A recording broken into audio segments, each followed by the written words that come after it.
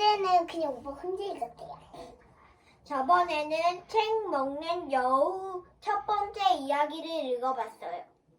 저 혼자 읽었지만 이번 두 번째입니다. 책 먹는 여우와 이야기 도둑. 여우 아저씨는 정말로 유명한 작가였어요. 탐정소설 제키 마론 시리즈 책이 나올 때마다 항상 베스트셀러 1위에 올랐어요. 이 책들은 여우 아저씨를 온 세상에 아는 작가로 만들어 주었지요. 수많은 언어로 옮겨진 수백만 권의 제키 마론 시리즈는 많은 사람들이 감동을 시켰어요. 덕분에 여우 아저씨는 더 유명하고 큰 부자가 되었지요. 부자가 된 여우 아저씨는 숲속에 큰 집을 한 채 샀어요. 손잡이가 금빛으로 번쩍이는 성능 좋은 오토바이도 한 대 샀지요. 또 책은 일주일에 3권 정도 샀어요. 여우 아저씨는 부러울 게 하나 없는 멋진 날들을 보내고 있었죠. 틀려서 괜찮아요. 그런 여우 아저씨의 모습을 제일 기뻐하는 사람은 빛나리 씨였어요. 빛나리 씨는 오래전 여우 아저씨의 뛰어난 재능을 발견했어요. 그때부터 빛나리 씨는 여우 아저씨가 쓴 글을 책으로 만들고 있지요. 덕분에 빛나리 씨도 부자가 되었고 상냥한 아내와 귀여운 아이도 셋이나 생겼어요. 예전에 빛나리 씨 가족이 여우 아저씨를 저녁 식사나 생일 파티에 종종 초대했어요. 어느 날 저녁 초대받은 여우 아저씨가 아이들에게 책을 만들어 주던 중이었지요. 갑자기 여우 아저씨가 제일 좋아하는 동화책에 소금과 후추를 뿌리더니 통째로 먹어치워버렸어요. 그 뒤로 빛나리 씨는 여우 아저씨를 더 이상 초대할 수 없었어요. 사실 여우 아저씨는 혼자 다니기를 좋아했어요. 그래야 작가로서 해야 할 일에 집중할 수 있거든요. 여우 아저씨는 봄과 여름에는 새로운 이야기를 모으러 다니느라 바빴어요. 정원과 풀밭, 들판들, 사방을 휘젓고 다녔어요. 여우 아저씨는 귀를 쫑긋 세우고 눈을 번쩍 뜨고 코를 킁킁거리며 신기한 이상한 것들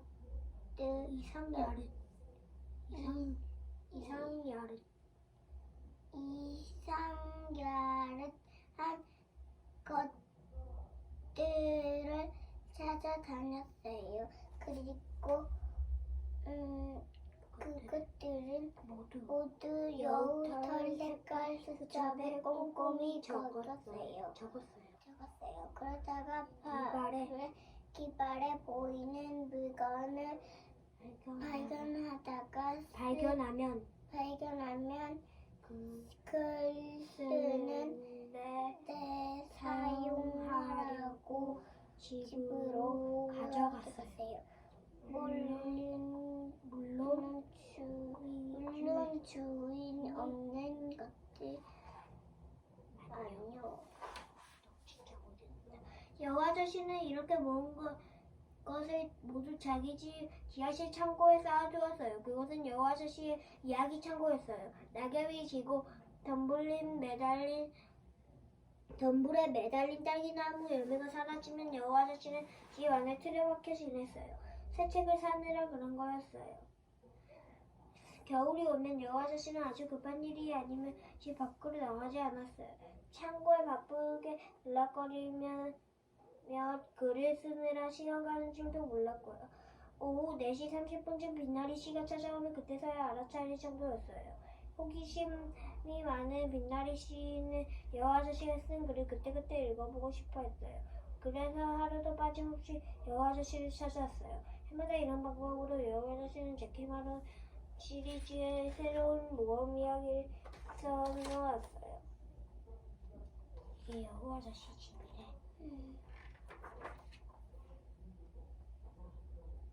올 가을에도 여우 아저씨의 창고는 새로운 이야기와 아이디어로 가득 찼어요.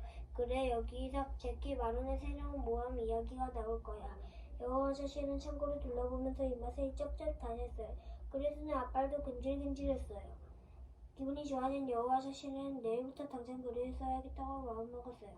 원래 여기 너가 읽어야 돼. 너 못 읽어가지고 내가 읽는 거야. 이틀날 오후 정확히 5시 40... 내가 할게. 40분이었어요. 빛나리 씨가 여우 아저씨의 집을 나서되었지요. 창고에서 끔찍한 비명이 울렸어요. 숲 속의 나무들이 덜덜 떨 정도로 날카로운 소리였어요. 빛나리 씨는 재빨리 창고로 뛰어가 내려갔어요. 여우 아저씨가 책꽂이 사이에 울고 싣고 있었어요. 밥솥아, 이게 무슨 일이야? 여우 아저씨의 모든 책꽂이가 텅 비어 있었어요. 빛나리 씨는 손을 우체질하며 여우 아저씨를 진정시켰어요. 하지만 가엾은 여우 아저씨는 결국 기절해 버렸어요. 맙소사. 맙소사.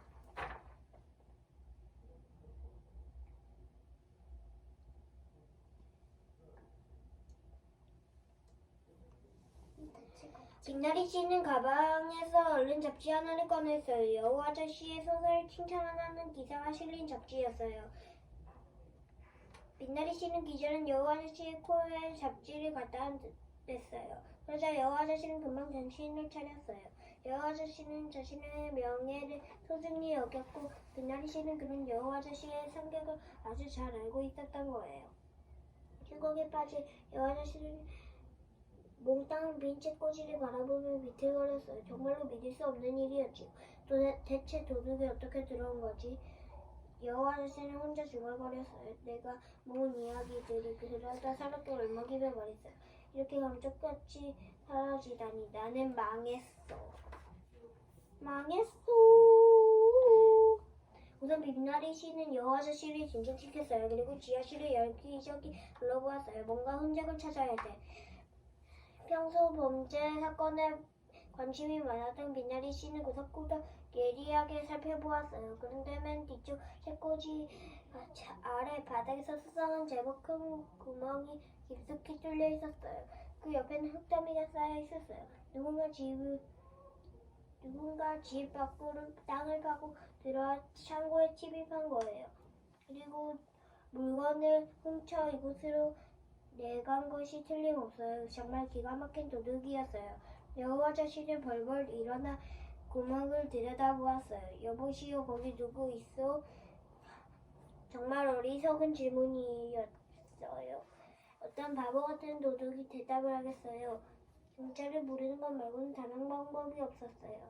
얼마 뒤 사이렌을 요란히 울리며 경찰차가 도착했어요. 경찰은 현장을 둘러보고 지하실로 내려왔어요.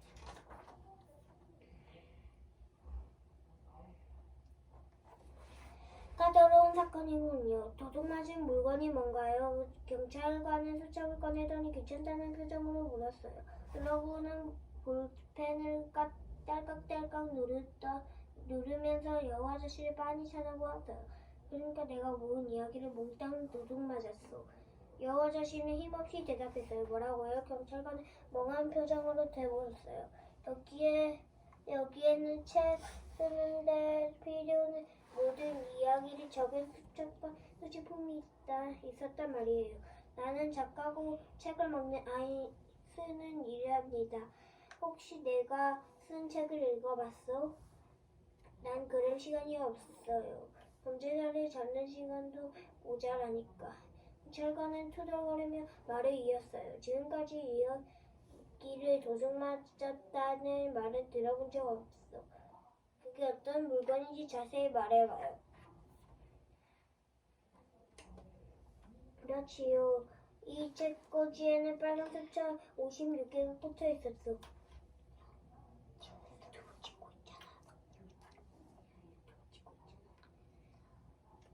그렇지요. 이 책꽂이에는 빨간 숫자 56개가 꽂혀 있었어. 지난 본여름 내내 모으고 관찰한 흥미진진한 이야기거리를 모조리 기록해둔 것이라고. 만지지 마.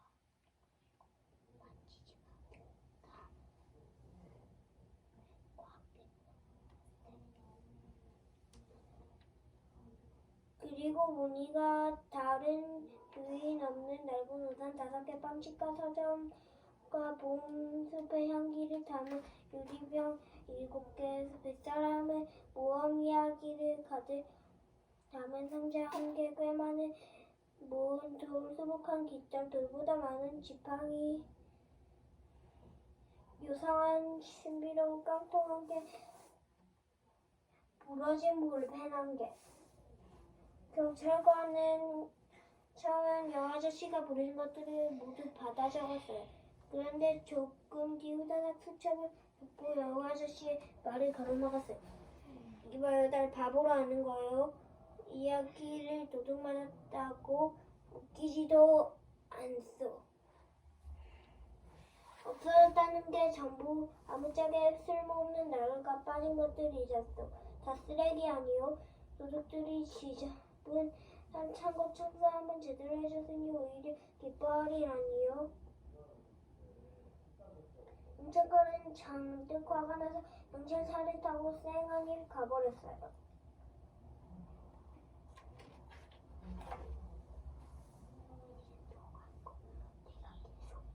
여우 아저씨는 기가 막혔어요.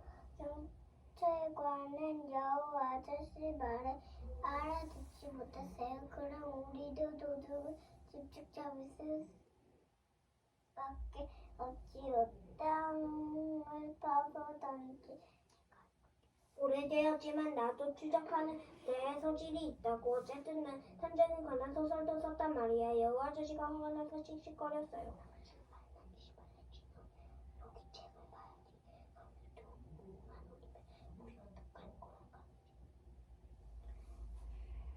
땅을 파본 지 오래되었지만 나도 빛나리 씨는 여우 아저씨의 말에 고개를 끄덕였어요. 정말 짜릿한 모험이 될 것 같았어요.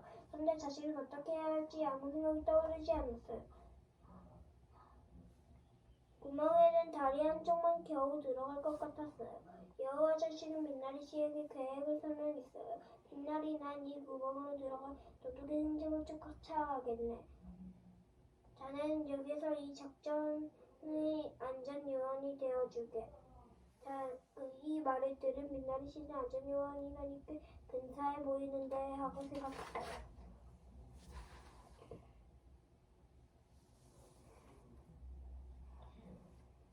자, 이 작전에는 자네의 빨간 스웨터가 필요하다네.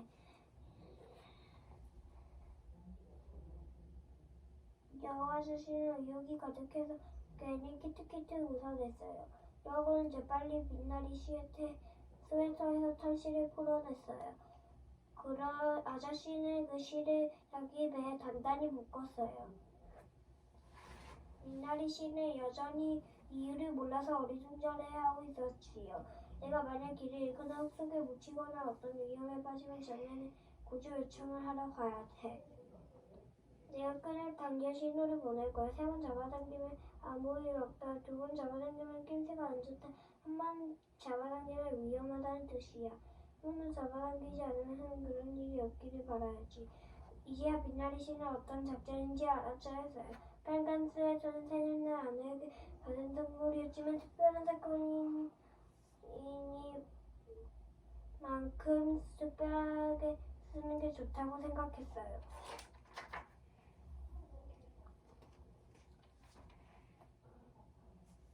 도둑이 파는 통로는 아주 좁았어요. 여우 아저씨는 좁은 통로에 몇 번이나 갇힐 뻔했어요. 도둑은 여우 아저씨보다 몸집이 작은 게 틀림없었어요. 빛나리 씨는 여우 아저씨가 살아있는지 확인하려고 빨간 끈을 잡아당겼어요. 그럴 때마다 아저씨는 3번 당겨 대답을 보냈어요. 그렇게 한참을 이어갔는데 저 앞에 끝이 보였어요. 통로 끝에는 지하도로가 있었어요. 아저씨는 지하도로에 내려섰어요. 어우 더워. 녹색 흙탕물이 흐르는 개천에서 정말 고약한 냄새가 났어요. 뭔가 더러운 것들이 돌아다니고 있었지요. 그런데 어디로 가야 할지 문제였어요. 오른쪽 아니 왼쪽, 도둑은 흔적도 남기지 않았어요. 떨어진 톱발 조각도 없고 희미한 분필 자국도 보이지 않았어요. 딱히 좋은 방법이 없었어요. 그래서 여우 아저씨는 제키 마론 탐정이라면 어떻겠을까 생각해 보았어요. 제키 마론은 코스함을 쓰다듬어 골똘히 생각했어요. 좀 복잡해지면 영어는 어떤 경우에도 조용하지 않는 법이지요. 제키 마론은 털에 묻은 보물덩어리를 훅 보고 눈은 가르르게 떴어요. 뭔가를 생각할 때마다 나오는 버릇이었지요. 그리고 바람이 불어오는 방향으로 코를 킁킁거렸어요. 냄새만큼이나 믿을 만한 것은 없으니까요. 여우 아저씨는 자기 소설 주인공 제키 마론을 그대로 따라했어요. 기다란 코로 아주 깊숙이 공기를 들여마셨어요. 그러자 박쥐 속에서 뭔가 익숙한 냄새가 났어요. 그 냄새는 정말 향기로웠어요. 아저씨의 입에는 침이 고이고 목덜미에서는 털이 곤두섰어요. 그 냄새는 다름 아닌 책 향기였어요. 혹시 여우털 색깔 수첩일까요?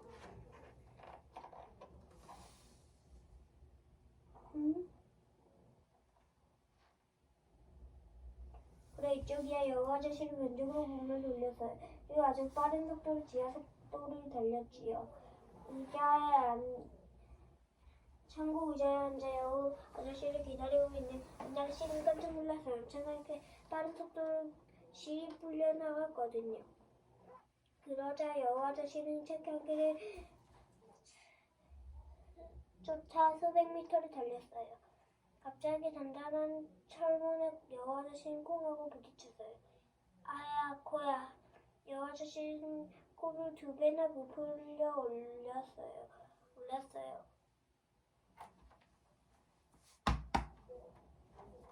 철문에는 주인 없는 우산 하나가 끼어 있었어요. 어디서 본 듯한 우산이었지요. 여우 아저씨가 제대로 찾아온 거였어요. 아저씨는 기뻐하며 문고리를 잡아당겼어요. 문 안쪽은 어둡고 섬뜩했어요. 이곳에서는 책 향기가 났어요. 위쪽으로는 계단이 이어져 있었어요. 여우 아저씨는 숨을 크게 쉬고 빨간 끈을 잡아당겼어요. 그리고 계단을 오르기 시작했어요. 한 계단 오를 때마다 수를 세며 마음을 가다듬었어요. 50번째 계단에 올랐을 때 여우 아저씨는 자신의 털가죽을 벗어버리고 아이스 레모네이드를 한 잔 마시고 싶었어요. 99번째 계단에서는 다리 근육을 키우기 위해 오토바이를 팔고 자전거를 타기로 결심했어요. 156번째 계단에서는 제키 마론이라면 이까지 계단쯤 한 발로 가볍게 올라갔을 거라고 상상해 보았어요. 하지만 231번째 계단에선 스미터까지 차올라서 아무 생각도 나지 않았어요. 너무 힘들어서 그만두고 싶은 생각이 간절했어요. 여우 아저씨는 점점 진해지는 책 향기에 힘을 냈어요. 그리고 마지막 250번째 계단에 오르자 문이 또 있었어요. 여우 아저씨는 온 힘을 다해 문고리를 잡아당겼어요. 그래서 정말 놀라운 것이 나타났어요. 눈앞에 펼쳐진 곳은 탐정소설이 꽂힌 책꽂이 아니 도서관이었어요. 아하, 그래서 책 향기가 난 거였어요. 그런데 여우 아저씨의 수첩은 어디에도 없었어요. 여우 아저씨는 힘을 내기 위해서 우선 작은 책을 한 권 먹기로 했어요. 막 책을 삼킬 때 쩌렁쩌렁한 목소리가 아저씨의 귀등을 때렸어요. 내 생각이 맞았어. 또 당신이었군요, 여우씨. 창피한 줄 아세요. 문을 닫은 도서관을 몰래 들어와서 책들을 망쳐놓고 말이죠. 여우 아저씨는 돌아가서 사설을 찾아보았어요. 사설 얼굴이 부그락부그락 달아올라 있었어요. 뭐가 어떻게 또 나란히요? 당황한 여우 아저씨는 말을 더듬었어요. 지난 몇 년 동안 빌린 책들을 항상 제때 반납했는데 무슨 말씀이신가요? 내가 무슨 말을 하는지 잘 알잖아요. 사설은 화가 나서 한껏 쏘아고 쳤어요. 이번 도서관에 몰래 들어와서 그때처럼 책을 먹었잖아요. 이번엔 잘게 갉아먹었더군요. 덕분에 저 책에서 종이 조각 쏟아져 도서관이나 책이나 모두 엉망이라고요. 그때 빛나리 씨가 빨간 끈을 잡아당기는 것 같았어요. 하지만 아저씨가 살아있다는 신호를 보낼 틈이 없었어요. 사자가 쉬지 않고 퍼부어 되는 통에 정신이 나갈 것 같은 지경이었으니까요.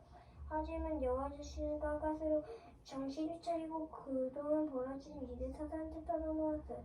이야기 도둑을 떠다 보니 이거 도서관이란 사실을요.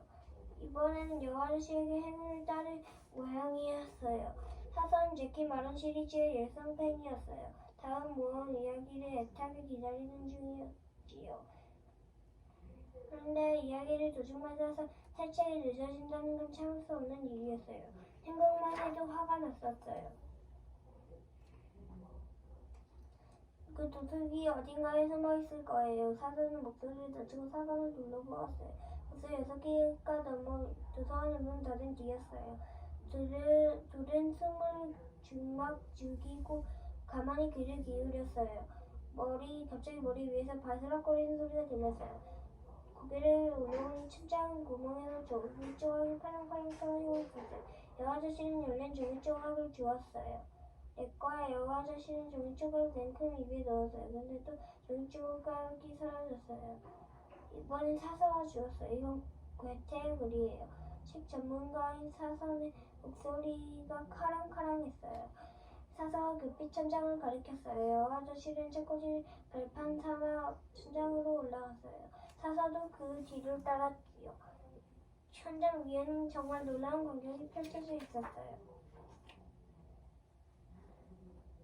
천장 위에는 책을 갈까 만든 엄청난 종이 둥지가 있었어요. 그 안에서는 생쥐 한 마리가 글을 쓰고 있었어요. 생쥐는 조금 자신이 쓴 글을 발기발기 찢어 던지며 울부짖었어요. 누군가 자신을 지켜보고 있다는 것도 모르고 말이에요. 헬스가 투덜대는 생쥐의 입가가 움찔거렸어요. 글 쓰는 게 이렇게 힘든 일인가? 아무리 머리를 굴려봐도 써지질 않아.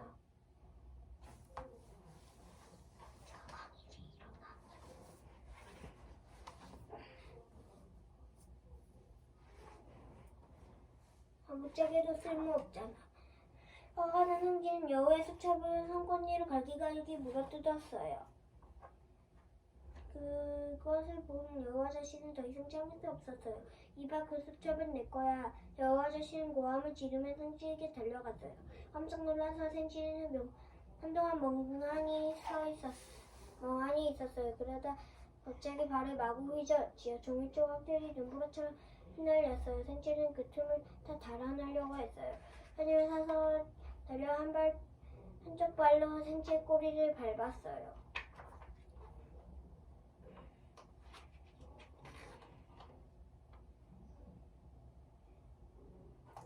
사서는 재빨리 생쥐를 붙잡았어요. 여우 아저씨의 배에 안겨있는 끈으로 생쥐를 단단히 묶었어요. 난 책을 내고 싶었단 말이에요. 여우씨, 당신처럼요. 그래서 난방도 안 되는 이 추운 천장에서 벗어나고 싶었어요. 생쥐를 발버둥치며 말했어요. 하지만 도대체 글이 써지지 않아요. 어떻게 써야 하는지 모르겠어요. 당신이 창고에 보관한 수첩과 물건들. 대체 그걸로 어떻게 글을 쓰는 거예요?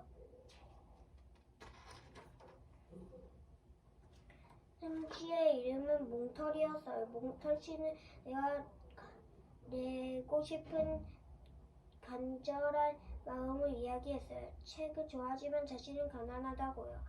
그래서 친척들이 종이와 먹물을 먹고 있는 자신을 비웃는다고요. 그런데 책을 내서 유명해지고 부자가 된 여우 아저씨의 기사를 보고 여우 아저씨를 따라해 보기로 마음먹었다고 했어요. 책을 읽다 보면 글을 잘 쓸 수 있을 거라고 생각했어요. 그런데 생각처럼 쉽지 않았어요. 정말 어려운 일이었어요. 글을 잘 쓰려면 이야기거리나 아이디어가 훨씬 많아야 할 것 같았어요. 그래서 당신 창고에서 이야기와 아이디어를 잠시 가져온 거예요. 밤을 새워 가며 날랐는데 정말이에요. 다시 돌려주려고 했어요. 게다가 우리 도서관을 엉망으로 만들었고요. 사슴 차갑게 쏘아붙였어요. 여아저씨는 사설을 한쪽으로 비켜서게 했어요. 몽터씨는 그렇게 울었어요. 안경 너머로 굵은 물방울이 뚝뚝 떨어졌어요. 그 눈물은 종이조각과 여아저씨의 마음을 완전히 적셔버렸어요.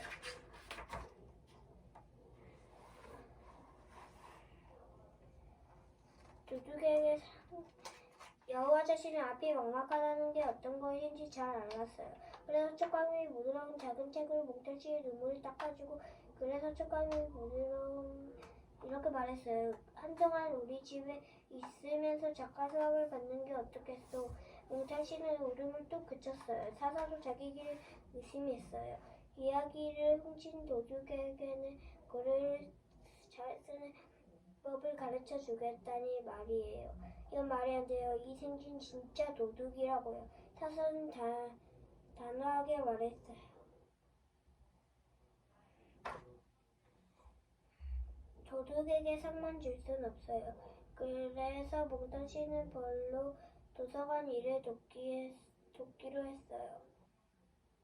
일주일에 3번 월화 목요일엔 도서관 일을 돕고 나머지 요일에서는 여우 아저씨의 집에서 글쓰기를 배우기로 했어요.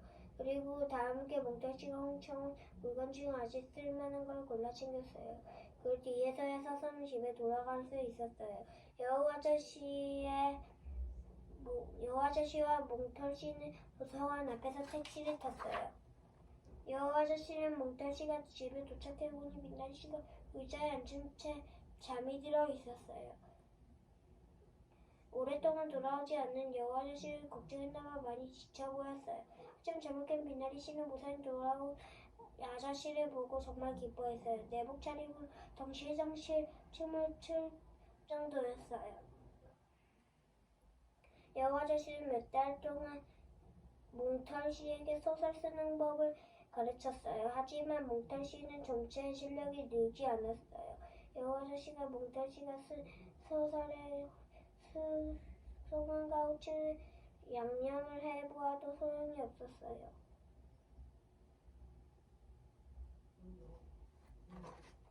그런데 몽터씨는 도서관 일에는 잘 적응했어요.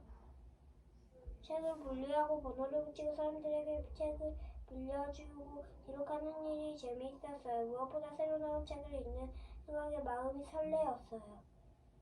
몽터씨는 일을 잘한다는 소문이 나자 인기가 많아졌어요. 특히 아이들이 몽터씨를 좋아했어요. 화요일 오후는 항상 책으로 동지를 만들고 아이들에게 신나는 이야기들을 읽어주었어요. 사서도 이제 몽터씨가 마음에 들었어요. 둘이 나눠서 하니까 일이 빨리 끝났어요. 그래서 오후에는 가끔 시간을 내어 여우 아저씨에게 가기도 했어요. 여우 아저씨는 몽털씨에게 소설 쓰는 법을 그만 가르치고 다시 책을 쓰기 시작했어요. 사서는 여우 아저씨의 소설을 맨 처음부터 읽는 독자가 되었어요. 빛나리 씨도 먼저 말이죠.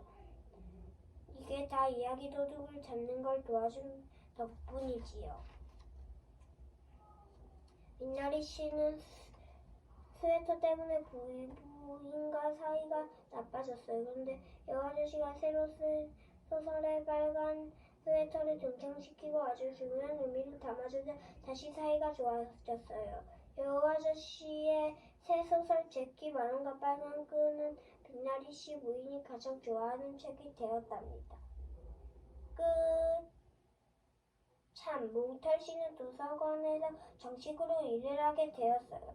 성장 위에 난방 장치를 하고 소파도 늘려주고 아주 행복하게 지냈어요.